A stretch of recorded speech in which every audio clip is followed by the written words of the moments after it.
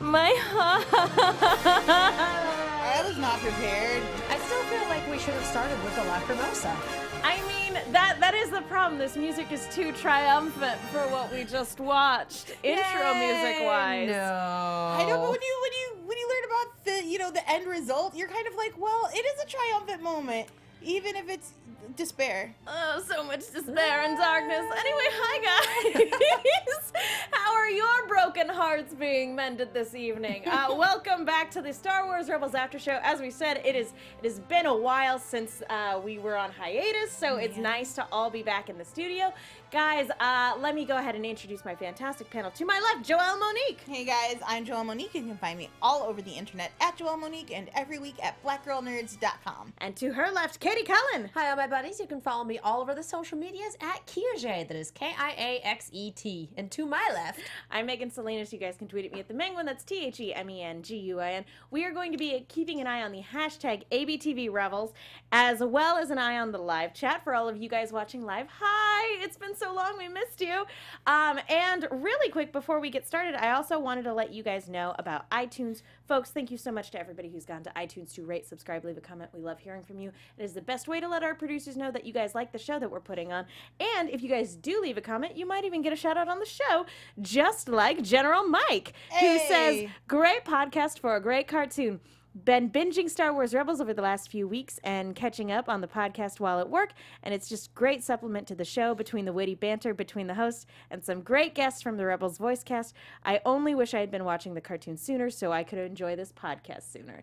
Thank you so much, you're General wonderful, Mike. and we love you. What? For sure. And Welcome to the madhouse right at the end.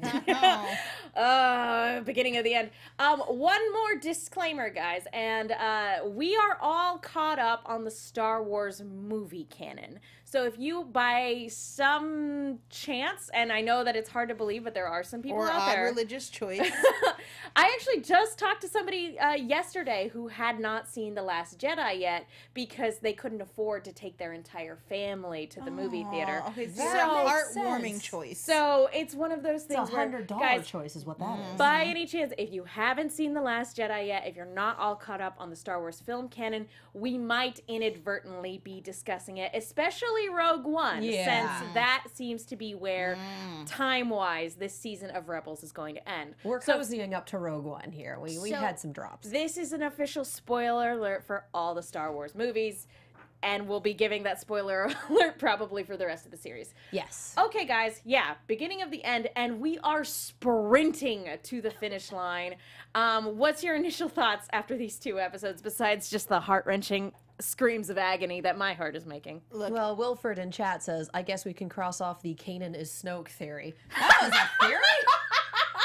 Boy, did I miss that one. Not I could just see necessarily. the Ezra is Snoke theory. when you don't answer Star Wars fans' questions about who people are, we will come up with a theory, all right? I mean, Snoke was really disfigured, guys. Who knows? He had the glass over eyes. He could have been Frankensteined back together after the explosion. You don't know. He literally Okay, do died Snoke in a is fire. Kanan Jarrus Don't confirmed. stretch this out. Don't He let's end it literally here. died in a fire. Okay.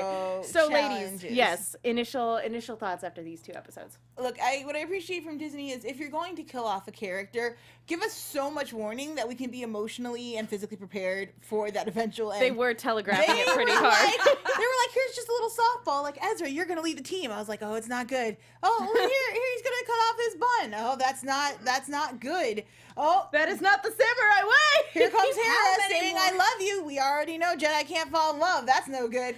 How many more death flags can we stick on this character before it becomes overwhelming? Hera, it's my first day on the job, or conversely, and I'm 2 days away from retirement.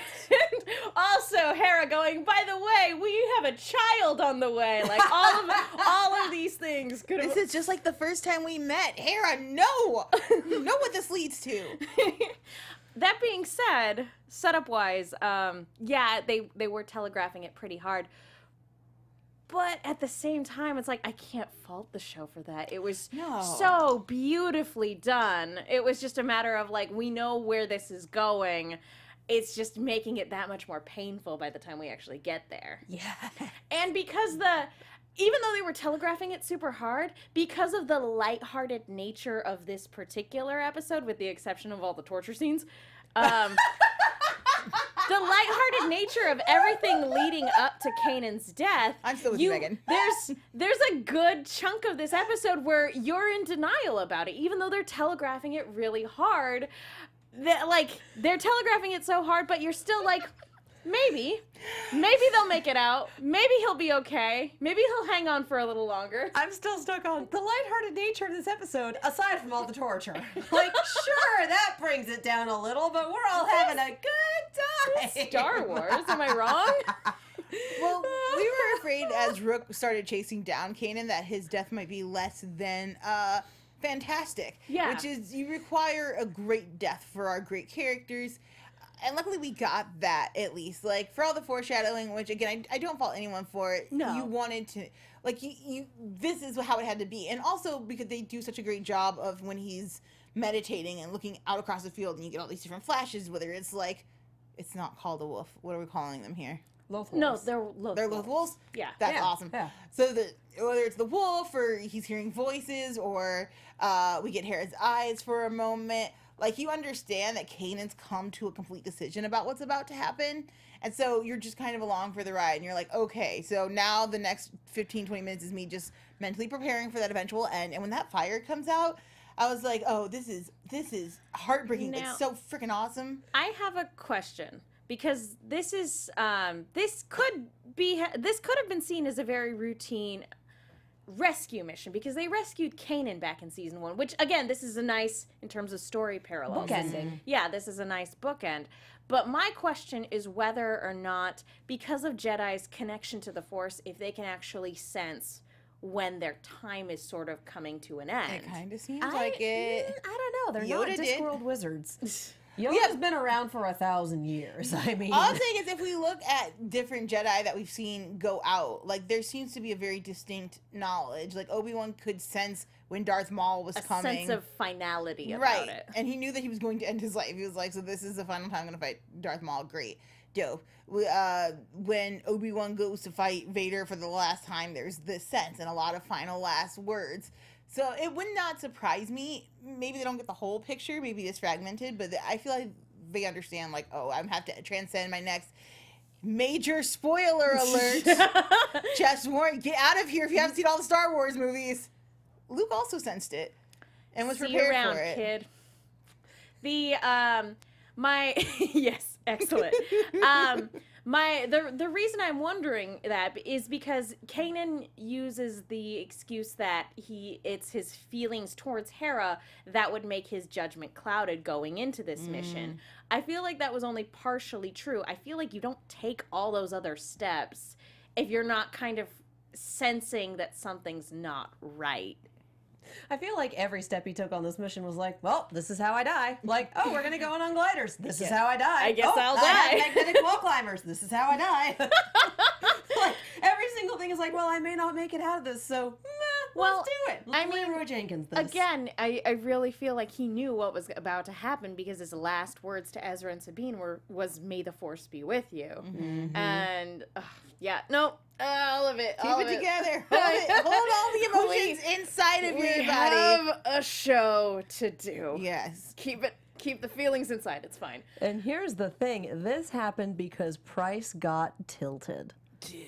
The rebels rescue each other all the time, but she was so mad about Hera getting out that she turned a relatively minor loss for the Empire into a catastrophic loss. She sure did. Not to mention, like, she was kind of sexually excited, like, torturing Hera. She was like, I'm not a fan of art. I don't like art, girl. I'm just here to shock you until you scream, which we should never torture Hera again. Like, those screams were awful to my ears. I did not, and usually I'm like, blood and guts and I did not like it for Mama Hera. It was not working for me. But yeah, I actually think she was having too much fun and her plaything was getting away, and she lost sight of the goal. She got tilted. Yeah, Like, that's absolutely. something that's become very apparent in the last, basically in the last like season and a half of Rebels, is that Price is nowhere near on the same level as Thrawn. Yeah. Oh, Like, no. Well, no one is. No one but- is.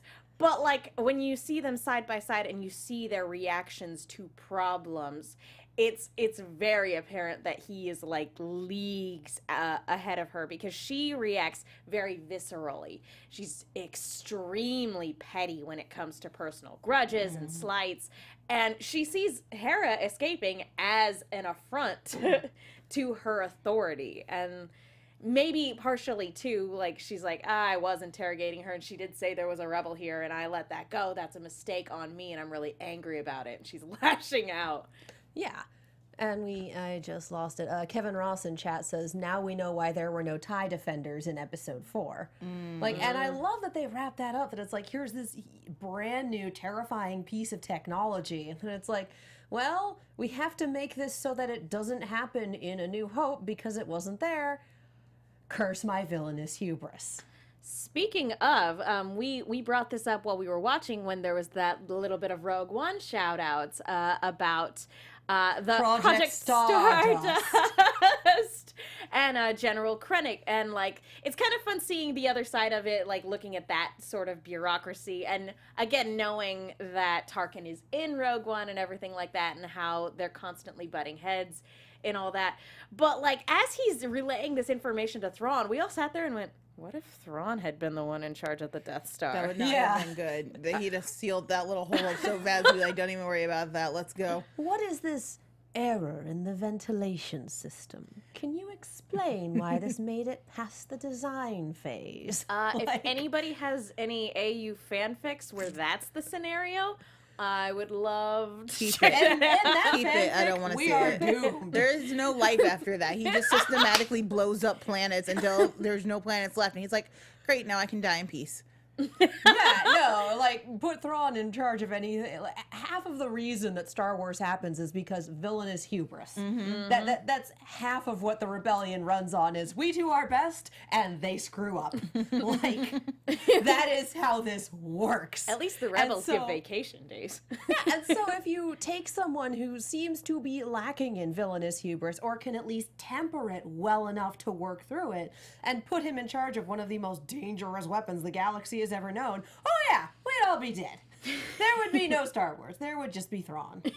Only Thrawn. In his endless universe of death. Just Thrawn. Yep. It just the Empire. Like the Empire, its entire reach would have gone throughout the galaxy. Series over. Sadness and despair. So Yeah. So Yeah. speaking of Thrawn, though, we have this one of the things I've really appreciated about this series is how Thrawn very much sees Syndulla as a legitimate threat, one that needs to be respected. He very much respects her strategies and, you know, just her tactics, and it's something really interesting to see a villain like Thrawn who talks down to basically everybody in like a not talk down way, kind of like have this conversation with Hera where he's basically trying to pick apart her past and find her breaking point. Oh, I didn't know she had a little brother. He's so flippant. And in those like 30 seconds, he was more effective at interrogation than everyone else. So true. So true. And she was just, I admire Hera's ability to like remove herself from the situation and be like, no, it's cool. I'm not telling you anything. Like, bring back the Shocky lady. But also, she's easier to deal with. Totally. I can deal with the battering ram, but I don't want to do this scalpel thing. But Thrawn, he's so, because at one point it feels like he respects her so much. And like, I just really want to know about your art and your culture. And we know he wants to understand for malicious reasons, but I also think he wants to understand out of like genuine curiosity and Legitimate respect for an intellectual standpoint. for where she comes from. But then she was like, yeah, I'm probably gonna die, you're not gonna get anything. He's like, oh no, I fully expect you to die. I was like, damn, dude, like No, Mr. Bond, I expect you to die. I Really oh my casual about that. heart. So flippant. Yeah, it's one of those things where the reality of her death, he's like, no, that is a guaranteed thing in this scenario. Oh, yeah. Just thought I'd let you know that this art is being fully appreciated, and I just want to know as much about it before your untimely death. I really wanted Hera to spit in his It's face. going to a good home. Spit in his face, Hera. Black Jones in chat says, so my friend thinks that Kanan is still alive. He thinks if this were Netflix or Adult Swim, then Kanan would be a sure death, but since it's Disney, he may still have hope. I really love this idea that Disney doesn't kill people. Like, have you seen any Disney Bambi's feature mother. ever? Nemo's mother. Ever. This series, Ever. the turning point for me for this series was one, those two officers getting decapitated by the Inquisitor, the Inquisitor dying, and then the Minister getting killed at the very beginning of season 1. Guys, death is a thing that happens in the show, even if the characters are reluctant to admit it. Plus, we get some really... In terms of whether or not he's actually dead, we get some pretty decent confirmation from this wolf dream that we'll get into when we start covering the next episode. But just this idea that, well, it's Star Wars does death regardless. Star Wars does a lot of death. Oh, yeah. But this idea that because it's Disney, they won't kill anyone. Disney murders people left, right, and center in their properties. We just like to not think about it because it's the mouse, and the mouse is happy, and true love fixes everything. guys, you think because it's owned by Disney that Rogue One wouldn't have ended the way it did?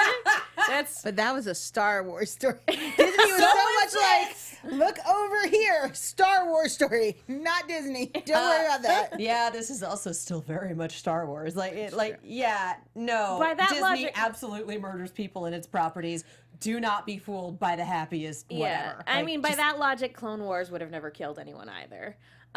Which, again, flawed reasoning. Although I understand the desire to want to believe that Kanan's still alive. Oh, sure. Because, I mean, he was a fantastic character, and his death scene was extremely emotionally charged. Oh, yeah. And let's talk about leading up to that, because we get this scene where he rescues essentially drunk Hera, it was kind of nice to actually on screen see the effects of the mind probe, because I've only ever seen that in books and audio dramas to actually see how a person is reacting afterwards.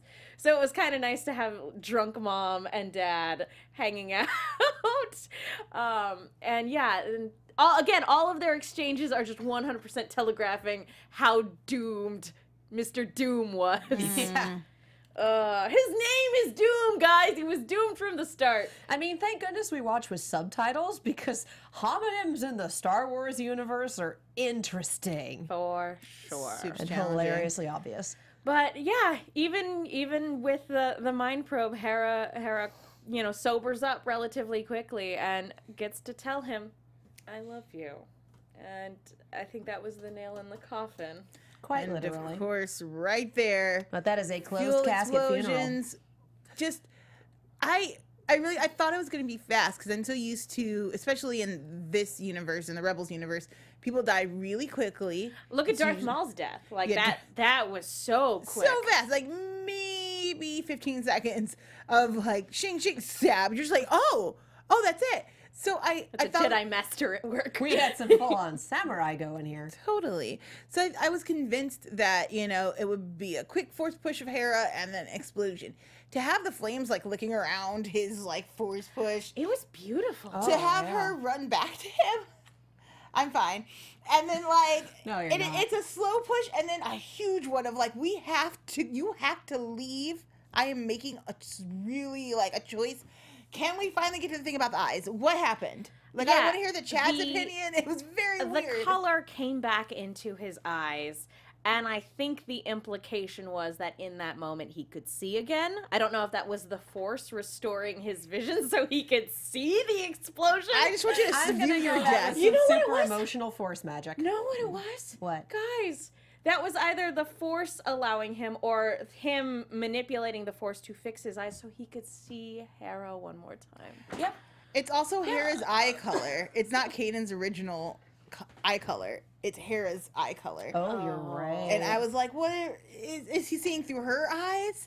Or I don't know. It was clearly symbolic of something. If we can get a writer, producer, or director in here to explain this to me, I really appreciate the subtext of that moment because it happened fast. Do we have any predictions about what that might be in the chat? Everyone's just still kind of making fun of it. You guys, where's your heart? I love you all. Oh, y'all are Disappointed in all of mean. you.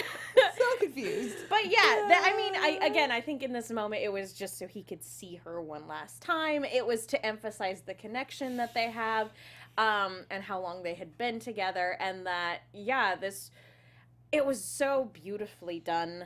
And honestly, I think as far as character deaths go, even though this one was pretty predictable, this was probably one of my favorites out of like all the character send-offs that we've gotten in Star Wars, especially because other beloved characters, it's kind of ambiguous whether or not they died.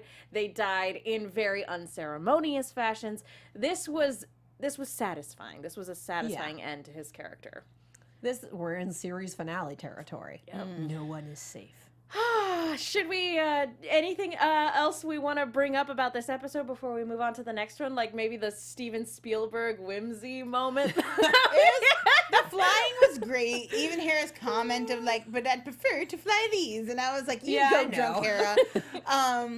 Yeah, and even like watching the whole team get together or the season 1 exploits of breaking in of like, we're going to set up like a 4-wheeler and we're going to hook up like metal paper airplanes and we're just going to launch you guys in with the bats. Like no one's going to notice. It felt very season 1 in terms of like, guys, we're going to come up with a quirky plan to stick it to the Empire and save our friends. Well, But unlike season 1, people are gonna die. Well, and I say season 1, I don't mean it in a derogatory way. No. It was just a whimsical thing. Yeah. Well, Yeah. and you have to think they've been stripped of everything, so they have to rely on their season 1 scrappiness. Like, they don't have a potential. They're not even building a team anymore. They're like, look, here's the mission we have to get in. Mon Mothma's not sending us anyone, so it's go or die right now. Yeah. And it worked. Everybody Well, they who went and also died. everybody who was going to help us in this scenario is super dead right now. We only have ourselves to rely on right now, and it's up to us to save Hera and stop this whole TIE Defender program. And so, yeah, it is very season 1 in that regard of just, we're on Lothal, we're on our own. Except things have escalated quite a bit since Just a then. bit. Just a little tiny bit. I mean, that really got out of hand. Okay, anything else we want to talk about with Jedi Night before we move on to Dume? Breaking the news to Zeb. What a good scene. Was that the second episode? That was the second. was that it? was the second episode. Oh, that's right. Well, but like we watched them back to back, so It Yeah. all felt like one long episode. it was seamless. It was that like he's waving at them and he's like, "Yay, Hera's back, yay!" And Why is everyone in a bad mood? What happened? Oh, you mean he's captured? No. he is No. gone. I That love, half a second of hopeless denial.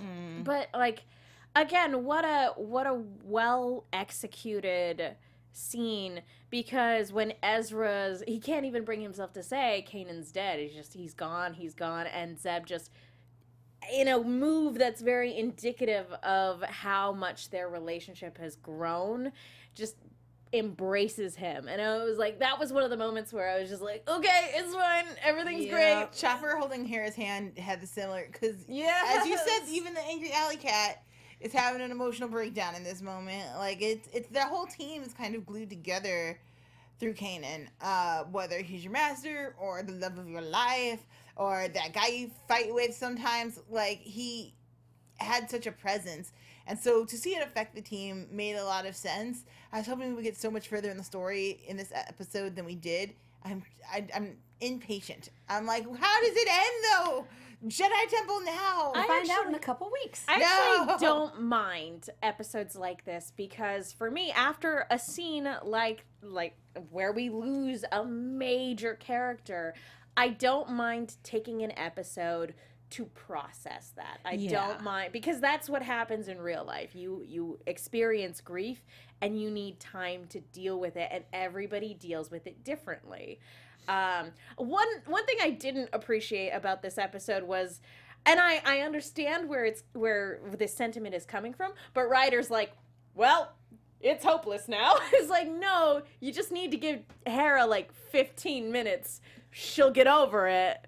But like, to immediately be like, well, the one Jedi Master that we had is dead now. Game over, man. Game over. It's like, just the fact that everyone immediately gave up, and that the Empire assumed that they'd give up, and then that they did. It's like, well, we lost one person. We're hosed. And I'm like, did we ever consider him to be in charge? I mean, he was a fantastic asset. But Hera was in charge. I think it's more that Hera is inconsolable in this moment. Yeah. But that's what I'm saying. Give her 15 minutes. It will be fine. And she cannot be expected to rally in less than like 20. Like Yeah, she it literally happened half a day. 40 minutes ago. Like, we Calm landed down, and we Ryder. came and delivered the news to you. If you could just let us process and grieve a minute, say goodbye, and then we'll get it back together. What also made me upset is like, girl, this is war. Like, turning off the radio is not helping anybody do anything. Nope. They're planning giant parades. What else are they planning? Do we get the route here? Do we know what time people are supposed to show? Like, there's a lot of details we need for whatever plan is next. Can we slow our roll a bit? But Joelle, this is drama. That's all the information they needed. It was perfectly true. timed. Yeah, that's true. You walk into a room, you hear everything you need to hear, and then we cut it you out. turn on the TV at just the right moment. Breaking news. We probably shouldn't have expected them to start talking about their evil plan in public. Shifting gears completely. How's our evil scheme going? Yeah.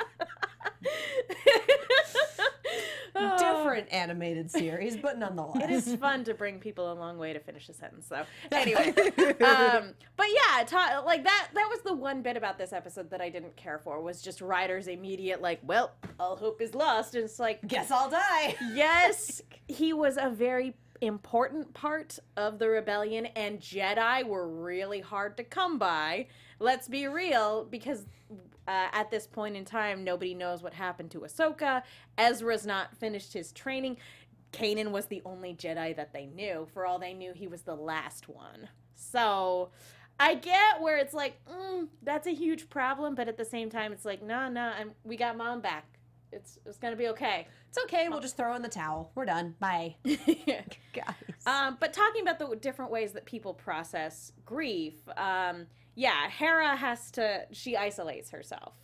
And it's just her and Chopper. And it's just this really heartfelt moment of her having, questioning, why didn't I say it sooner? And that's something that everybody who loses somebody asks themselves, like, oh, I thought there would be more time to do this. I thought we had a future together, and why did I put it off? And now it's too late.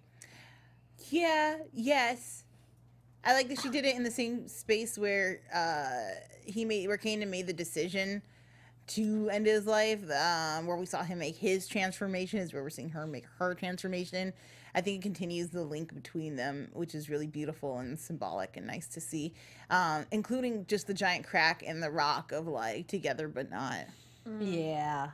Oh, talking about the visuals in these episodes, just this series, I think my favorite bit about this scene was just when she sits down and his helmet is just right there in the center of the frame. Yeah, it was really well done. All of this was incredibly well done. Although occasionally there was something like, oh yeah, she stood there because she knew the framing would be there. That's like It was convenient, but we're not going to question it, okay? It looked great. You know what? I question a lot of Zeb and Sabine's choices in this episode. Okay. Look, Zeb and Sabine were everything, because this is how I want to react when I face death. Like, I'm angry, let's go take action about this. I love that they weren't... like, they made noises about, all right, we're going to go add fireworks to the parade, and then thank goodness they weren't actually dumb enough to go do that. Like, I thought for sure they'd wind up in the city and awful things would happen. It's like, no, thank God they weren't quite that stupid. I mean, Sabine was really the one thinking, because I think Zeb would have marched straight in and started swinging. Oh, yeah. She had to constantly be like, hey, what about this over here? Now, if we just blow up the bike and watch from a safe distance, like, will that make you feel better? You can punch the guy with his helmet on. It's okay. We can find ways to let out this aggression. Now, quick question. Do we feel like the way Sabine and Zeb and Sabine's sort of plot line, do we feel like this was maybe a little tonally inconsistent? Because the rest of the episode is very mournful. But do we feel like theirs had a few comedic moments, but do we feel like those were out of place within the context of the rest of the episode, or was it much needed? Not at all. You need moments to let off steam. And some of it was like, oh my God, you guys are just being stupid. Why did you give up the advantage of surprise? And some of them were just flat out hilarious. Well, and sometimes you need that. Yeah, I think structurally for the show, it worked to add comedy. But I also feel like this just shows that people grieve very differently. Like, even Ezra and Hera, even though they both kind of seclude themselves, they're both like, she's going to a safe space where Kanan last was. He's just wandering the wilderness. Like, I don't know what happens next or what to do. Like, I'm just going to start walking. Like, I guess I'll figure it out. By wolves. And then, yeah, I'll stop being able to communicate with animals all of a sudden for reasons I don't understand. He's not in line with the Force. That's my theory. But I feel like some people, instead of crying, you know, they go out and punch things. I think that's what they were doing, is they were mourning in a very different way. Yeah. Yeah. That's a good way of putting it. And yeah, Sabine's way is let me blow it up. And Zeb's is let me punch it till it dies. Which nearly happened. Like, that, for as dark as this show's gotten, that was dark. That was literally dark. Beating a man to death with your fists. What like, I will say, it is a little strange that Sabine is completely content setting off explosions that definitely kill people versus Zeb doing it with his own two hands. Like, when in fact it's probably better to remove Rook from the scenario because he is dangerous. But there's exploding people for tactical reasons as part of strategy, as part of an act of war. And then there's killing someone in an act of rage. And that would probably damage Zeb. And that's the kind of thing that you want to avoid. Yeah, he's come a long way from his fighting days. From you know, before we Oh knew him. yeah, I didn't even think about that. There was probably a little PTSD happening Little right bit. there. Oh, And so, sorry. That's okay, Michael. Let me start you feeling it. Star Wars, it's freaking awesome. Dying whale noises over there. It's fine. It's fine. Dying space whale guys, noises. when we get to Callus's inevitable death, I'm going to be inconsolable. She's going to be on the floor. I'm going to be taking video and putting it on Twitter. Okay. It's not very nice. Anyway. No, it isn't. You were saying, Joelle. I never said I was nice. I honestly don't remember. It's gone now. You were talking about Zeb and how murdering his Rook would have PTSD, damaged him. right. Yeah. Yeah. Me personally, I was like, yeah, no, you have to kill that guy. He's like a master tracker. And I wasn't sure how they were dangerous. And I wasn't sure how they were going to work around that, because he, to me, in an act of war, like, he got to die. Again, in war times, that guy can't be allowed to live. But I feel like maybe by spray painting him, we know he tracks through his sense of smell. That's going to throw you way off. Then they threw you on a scooter and shot you through the desert. It does give them a nice head start. It says, you know, this is your top guy. We made a fool out of him. We knocked him out, and we sent him back to you, like, we don't even need him. Like, we're not even threatened by him. He's seen us. You can have him. We're saying this. We could have killed him. We don't need to because we're just that cool, I guess. And see, and Kevin Ross in chat says, wouldn't a headless Rook send the same message? I like you, Kevin Ross. I know who you are, but I mean, like that. That's very practical, but I disagree. You send a corpse back without a head, you know, they're going to be like, oh, the rebels are barbarians, oh, this, oh, that. Like, you can publicize that. But you send back a thoroughly beaten man who's been painted like a clown, like, we totally got the better of your best dude. You can't publicize that. Also, there's nothing good to come of that. There's also lots of ways to kill a man, and shame is a strong weapon of choice. yeah, and the more and more we're discussing it, the more and more I feel like them killing him in this moment, or sending back a headless version of Rook, or sending his own head back. That's serial killer territory. You know what that is? That's a Saw Gerrera tactic. Oh, like that. totally. No, I love it. that is the point that you don't want to cross. Like, that's the point where a show takes an even darker turn. And that is the point where it's like, maybe if this was on Netflix or AMC, they would have done that. But that's not the message we're trying to send, is, you know, beat your enemies to death in a murderous rage and then send back their headless corpses. It also says great. We're better than you. Absolutely. We have the moral high ground here. Absolutely. Like, part of me still thinks he should have died, though. Oh my gosh, because he's such trouble. If they killed him while fighting him, sure, but not like kneeling over him, beating his face in with your fists. Like, he was incapacitated. There was no need, but man, I feel like that's gonna come back. I feel like it could sure it will. I'm hoping they'll full circle this, and by keeping him alive, it either gives them the upper hand on something, or maybe he gives it, like, he seems like the kind of guy who's not loyal to the Empire, but to the highest payer, and maybe, like, if they do not accept him, or if he's being laughed out, it might be to his advantage to help the rebels and then just go on his own way. Just one of those people who keeps score mentally in his own head. Well, and Michaela in chat says, I honestly can't wait to see Thrawn's reaction to seeing Rook. If you ever want to tilt Thrawn, not only do you tilt one of his generals so that she basically messes up his science fair project before judging, and you humiliate one of his best men. Yeah. Like, if we want to see him tilted, we might get that from this 1-2 punch combination. Speaking of, I feel like there's a scene in the second episode where we see Thrawn as close to, like, straight up rage induced as we've seen I feel like the last time we saw Thrawn this angry was when that low level lackey insulted Art, and Thrawn literally accosted him physically and then had to go, I'm really sorry, I lost my cool, you just were dissing my art, and I'm not a fan of that.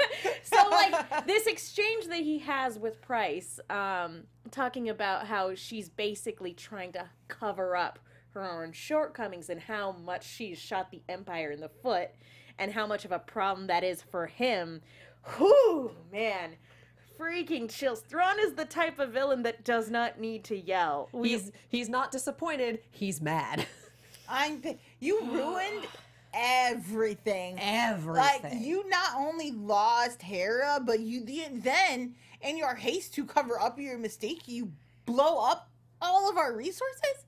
What kind of dumb, like, she is lucky Thrawn is as contained as he is, because, like, she'll be punished, You're obviously. really lucky I'm a hologram right now. If Vader had switched the roles, your windpipe would be touching and you'd be dead. Like, Yeah. like, no. See, that was just an exercise in making everything worse. Like, oh no, shoot the thing they're standing on. No, maybe shoot the ship after they've taken off. So or simple. Follow it, or something. Literally anything besides the thing that you decided Even to her do. lackey was like, ma'am, that's It's the the fuel fuel tank. depot. I don't know if you know, but that's all gas. Like, no. We're all gonna die? Still blow it up. I still really love, talking about the animation in the show, I really love her body language when she's talking to Thrawn and he's basically chastising her and you just see her slump. And that's not something we see from Empire officials. You know, everybody is very, very prim and proper. And just to see her completely deflate as he's tearing her down, it's like, oh man, her days are numbered. It's not a very high number. And she either has to make up for this in a big way or say adios. Yeah. Okay, so let's talk about Ezra and his sweet little sort Ezra. of Clever journey. girl. Because he gets sidelined by these Lothwolves who prior to this had been very, very helpful To Kanan. Yeah, and to this wolf who refers to himself as Dume, who has the Rebels logo symbol right on his forehead. You know what we didn't do? I didn't check to see if Dume was voiced by Freddie Prinze Jr. Chat, help us out there, because I'm almost positive that it definitely was. I feel like there's a 98% chance that was Freddie Prinze Jr. Yeah, probably. Yeah, we were watching on the app and we basically had to zoom over to the studio as soon as we were done watching. But so let us know. But I'm 100% sure that is Freddie Prinze Jr. So yeah, Kanan might be dead, but he's alive as a wolf, sort of. Maybe? It seems like instead of forced ghosting, we're gonna astral project into giant dire wolves in your dreams. The huge giant, like, makes the regular Loth wolves look little teeny tiny. Little baby wolves. I will have to say that as well executed as Kanan's death scene was, I almost wonder if this wouldn't have been better a little later on. And maybe we're getting it now because we're pressed for time in the number of episodes we have left. But I feel like a longer period of time should have elapsed before Ezra starts having this wolf dream. Because I feel like it immediately detracts from the loss of Kanan as a person. I feel like these half-hour episodes make it really challenging to kind of space yourself out like that, especially. I think it's episode number, honestly. Yeah, that's what I'm saying. And given the trailers, like what we've seen and what we know is coming down the pipe, like I'm trying to parse out like where will I be seeing these things, knowing we have 5 episodes left, but that we're doing them in such a short span of time. Like, because like if a week had passed, you might have felt differently coming into this episode. That's like, fair. Like if they had maybe wrapped up episode 1 with them telling Zeb. Then you come back, you're like, okay, like a week has passed, they're done their grieving and everything, and Hera's just now having her breakdown. But this fast, you're just like, oh, okay. Or we lost Kanan. No, we didn't. This is how fast war happens sometimes. Or you could choose to look at it as Kanan like knew what was going to happen and made a plan to still be there for them.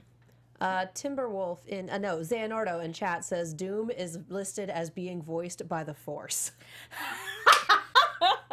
Really, Star Wars? Really? That can't be right. No, this is what I love about how smart people have gotten with the credits now. It's like, oh, we have a mysterious character.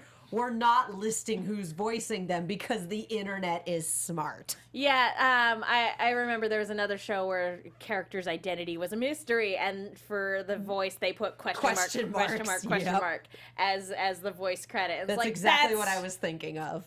Very smart, actually. Thank you. Thank you for not spoiling that show. Like, if the opening theme weren't dumb enough to reveal it, at least the credits aren't. The opening theme was dumb enough to reveal that spoiler. I'm positive, though, that, like, he's probably voiced by Freddie Prinze Jr. And I'm sure that, at bare minimum, Kanan will be making a spectral appearance at least once before the show is done. Is it too early for predictions? Well, we are running out of time. Do we have any final thoughts on the show before we go ahead and move into some rapid fire predictions? Well, we know we're going to the Jedi Temple. Yeah. And we have a nice rock, paper, scissors rock cut out to see a nice little what Ahsoka name drop. Yep. Hopefully some story closure there, guys. Oh, please. Look, closure I think would be way too much to ask in Ahsoka's line, but if I could just see her face, I would really appreciate it. I'm pretty sure anything, like a saber. I'm pretty sure they left that open, so if the occasion arises, they can do more stuff with Ahsoka in a different property. Well, in a different whatever. Let's go ahead and officially move it on over to predictions if we're talking about what ifs with Ahsoka. And now, your AfterBuzz TV prediction. The only thing I need out of these finales is this: what is my next animated show going to be? I love Star Wars animated universe. We know they're working on another one. We know it's coming, and we know it's going to be on the Disney Now app. Like, I'm preparing. I just need you guys to just tip me in a direction. What books do I start reading next? Like, where's my focus at? Could it please be Ahsoka? She's my favorite. Or like a cool ass, like a lady to follow in these Star Wars universes. Por favor. Well, in terms of books, the Thrawn comics did just come out. That is true. Yeah. Ooh, some required readers. Right, exactly. That man looks very different with shoulder-length hair, let me tell you. Woof. Whoa. Woof. The Dragon Ball comics have been great, so I'll be excited to pick up the Thrawn books. But as far as predictions for next week go, guys, my favorite episode of Clone Wars is referenced in the trailer. It is the episode where we meet the metaphysical examples of the Force. I cannot remember the title of this episode. I think it might just be Balance or I can't remember. It's 3 parts. There's a father, a son, and a daughter. A Holy Light, Spirit. dark. Yeah, no, the father is a Holy Spirit. It's incredible. If you've watched the trailer but haven't seen the original Clone Wars, it's the tile piece that you see on the wall. They're clearly in the Jedi Temple. He's shining it up. The father is standing over his 2 children. One's light side, one's dark side. We need to get to that because if you've been watching... we get a strong hint from the tablet that we saw here. Also the 3 and the balance. Here's my thing. My biggest issue with Star Wars has always been, like, they're always talking about balance, but they never bring balance to the universe. Ever, never, never. That's never a thing that happens. It's either dark side is winning or light side is winning. I want my balance. We're getting close to it in the movies. This is going to bring us right into Rebels. I would really love it if we could get more of that. Ghost of Mortis, says chat. It says what now? The episode title. Chat. Ghost of Mortis. Ghost of Mortis. Yes. This makes sense. They're on a planet. They forget it. They never remember. It changes Skywalker forever. It is wonderful. The next 2 episodes actually are Wolves at the Door and A World Between Worlds. That's according to wait, no. Well, I mean, A world secrets, knowledge, between worlds. Yep. Guys, a planet that doesn't technically exist. Get it? It's happening. Ah, I'm so excited. I'm just thrilled. Like, I'm just... Wolves and a Door and A World Between Worlds. So, guys, I would that's love what to we'll be talking about see next time. part of the season, the series finale, getting Hera's point of view of what happened during Rogue One. Yes, absolutely. I need that. That would be stupendous. Bare minimum, at least we know that she makes it to Rogue One. Out of nobody else gets a guarantee, but at least she and Chopper make it. If we could just get the moment where, like, it's the PA system, so the same thing you hear in Rogue One calling for her and her going to She's meet like, whatever I that have is, to go. I would be like, My planet needs me. Wait.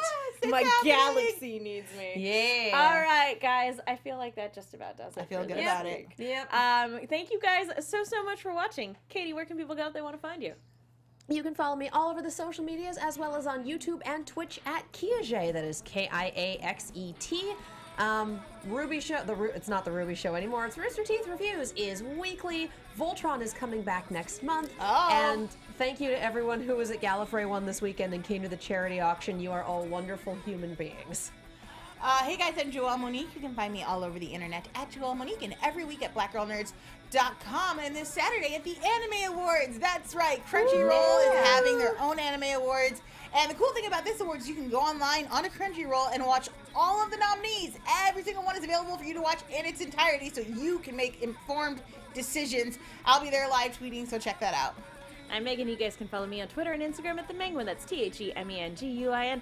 I'm also on a bunch of shows here at AfterBuzz. I do lots of stuff. Just follow me on Twitter and all that stuff. Like I said, we're going to be keeping an eye on the hashtag ABTV Rebels, so feel free to use that all throughout the week. We will see you guys next time.